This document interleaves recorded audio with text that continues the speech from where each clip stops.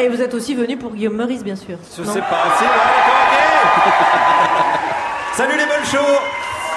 Très heureux d'être à la fête de l'humain avec vous, le Disneyland des cocos. On peut y voir les derniers spécimens à collier de barbe, c'est assez impressionnant, il y en a devant nous. C'est le seul endroit du monde où les gens ne confondent pas Pierre Laurent avec le mec venu réparer leur Freebox. C'est à signaler. C'est vrai, alors pour Alex, c'est vrai que c'est un petit peu dur depuis ce matin. Tout à fait perdu, moi. C'est un peu rendez-vous en terrain inconnu. Il a cru qu'il avait chopé le palu au moins 10 fois. J'ai dû lui expliquer ce que c'était un kebab, c'est l'enfer. Mais moi j'adore l'ambiance et j'étais venu l'année dernière déjà pour préparer la révolution et ça avait un peu foiré. Ça avait foiré, hein, c'est un bel échec. Être honnête. Déjà parce que j'avais croisé Juliette Arnaud au stand de Chablis. Non mais c'est vrai, elle tenait une conférence très intéressante sur le rôle du Kir Royal dans la révolution prolétarienne. Je m'étais laissé prendre au jeu et aujourd'hui je me suis dit je vais être moins ambitieux. Je vais tenter simplement l'union de la gauche. Ah, on va commencer mollo. Alors j'ai quand même fait une boulette d'entrée de jeu. J'ai commencé par le stand de la Bretagne. Comme ça, ouais. Voilà. Évidemment. Il y a un drapeau. Et il était 11h30 du matin. Et je dirais ça pardonne pas. Ouais, bon, bah les couilles. On est plutôt sur un battage de couilles alors. Ah, voilà, plutôt, non, mais c'est la fête de l'humain. Ouais. L'humain, voilà, et on est tous frères, voilà. Surtout les frangins. Sauf la Cathy, regarde là-bas, regarde là-bas. Voilà, ouais, on était plus sur du chouflagazzi, mon frère, là-bas, qui n'est pas du breton d'ailleurs, hein, je me suis renseigné. Et ce n'est pas un slogan révolutionnaire quand même. 11h30 du matin. 11h30 du matin. Alors lui, quand il crie No Passaran, c'est essentiellement à sa bouteille de Volvic. Hein. Ça, c'est sûr et certain. Alors attention quand même, comme dit Gérard Depardieu quand il prend des cuites avec Kadyrov, c'est pas parce qu'on est sous qu'on n'a pas de bonnes analyses politiques. Alors, continuons avec lui sur la situation de la gauche. Le temps enculé de Hamon qui a piqué les voix à Mélenchon.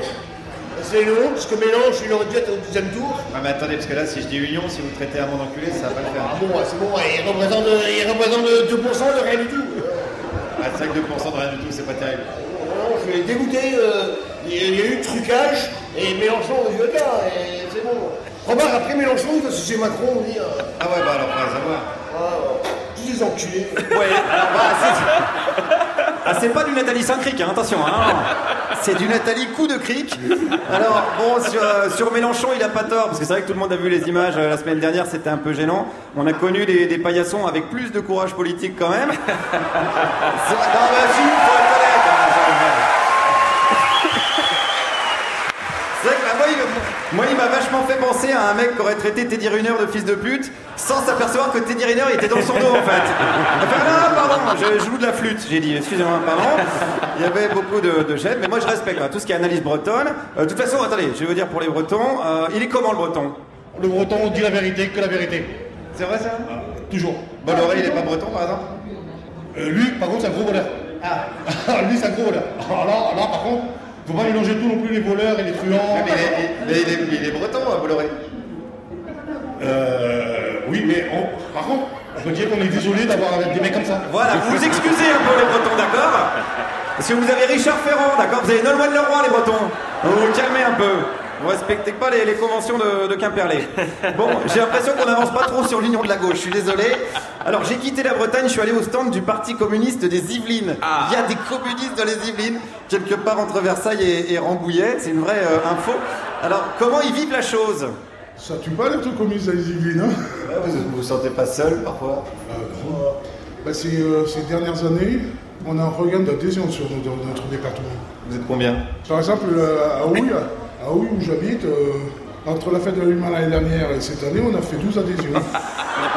C'est pas mal, c'est pas mal, on a fait bien. On n'est pas sur un raz-de-marée, hein. Parce qu'il y a 32 000 habitants à Houille, donc si on fait 12 par 12, faut être un peu patient quand même. J'ai calculé dans 2700 ans, c'est bon. Normalement la révolution arrive. Alors moi je me disais pour aller plus vite, on va unir les communistes, Hamon et Mélenchon, mais ça j'ai vu c'est pas gagné. Qu'est-ce qu'on fait ensemble? Quelle union on veut?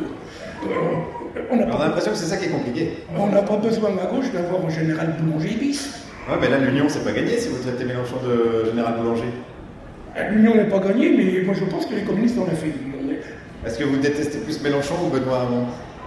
Et moi je dis le train ne vaut pas mieux que la doublure. Ah oui, c'est pas gagné, non, mais je savais que je partais de loin, mais je savais pas à ce niveau-là. Alors, pour le général Boulanger, hein, il a comparé Mélenchon au général Boulanger. Pour les plus jeunes d'entre nous, rien à voir avec un mec qui fabrique des chouquettes. Je préfère préciser, le général Boulanger, c'est une sorte de mélange entre Chuck Norris et Manuel Valls. Ça pose tout de suite une ambiance un peu de méfiance, quand même, je dirais. Mais bon, j'ai pas lâché l'affaire et j'ai redemandé à un autre communiste, est-ce qu'il préfère Benoît Hamon ou Jean-Luc Mélenchon? Ça dépend sur quels critères. Alors ça, franchement, j'avoue, si j'ai envie d'aller faire une randonnée, je serais chaud d'entendre des blagues de Hamon sur le chaland, il n'y a pas de souci, tu vois. Alors que bon, Mélenchon, à mon avis... Plutôt un barbecue, Mélenchon. Mélenchon, je pense, faut mieux qu'il soit assez long, parce qu'on risque de vite s'énerver. Non, j'avais tenté de faire l'union et ça encore foiré. Mais justement, l'union avec Mélenchon vaut mieux être à une distance de sécurité relative. Voilà, oui, c'est un bon résumé de la situation actuelle. Tout le monde est bien uni, mais à une distance quand même relative. Pendant ce temps-là, Macron peut dormir sur ses deux oreilles et sur les espoirs du prolétariat. Merci beaucoup. Merci Guillaume Meurice.